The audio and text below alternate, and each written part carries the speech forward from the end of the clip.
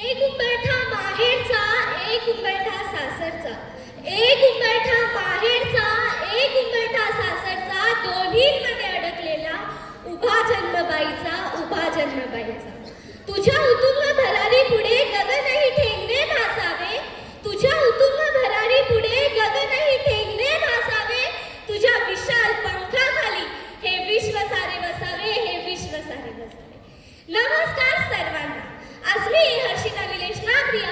महिलांना 50% आरक्षण तर मिळाले, परंतु त्यांच्या 100% संरक्षणाचं काय या विषयावर बोलणार आहे.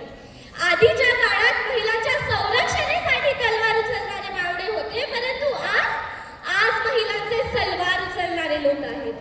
देश बदलतोय, काळ बदलतोय, वर्ष बदलतोय, पण हा विषय मात्र काही बदलत नाहीये. आणि यासाठी जबाबदार कुणाला ठरवायचं? तर सरकारला, ज्यांना सहानुभूती देण्याशिवाय दुसरं काहीही करता येत नाही.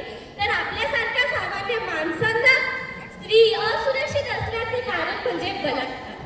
आपला गैरसमजूत समाज आणि हा आपला कायदा, यानंतर तुम्ही बोलूच कसं शकता? स्त्री चुकतीये, स्त्री अशी, स्त्री तशी.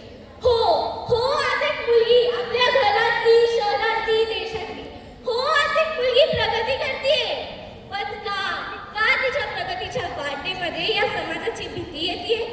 4 मुलांमध्ये एका मुलीचं असणं ही नेहमी फालतूगिरी, पण ते 4 मुलींमध्ये एका मुलाचं असणं ही नेहमी हिरोगिरी. अरे बास झाला आता, बास झाली चर्चा स्त्री भ्रूण हत्या आणि स्त्रियांवर अत्याचार या विषयाची. चला ना, करूया एक नवी सुरुवात. स्त्री या एक महान व्यक्तिमत्वाची, तिला मान देऊया, तिला सन्मान देऊया. आणि जर नसेल ना आपल्या हिंमतीला पंख देण्याची, तर निदान तिच्या पंखांमध्ये पळ घालण्याचा तरी आपण प्रयत्न करू. धन्यवाद.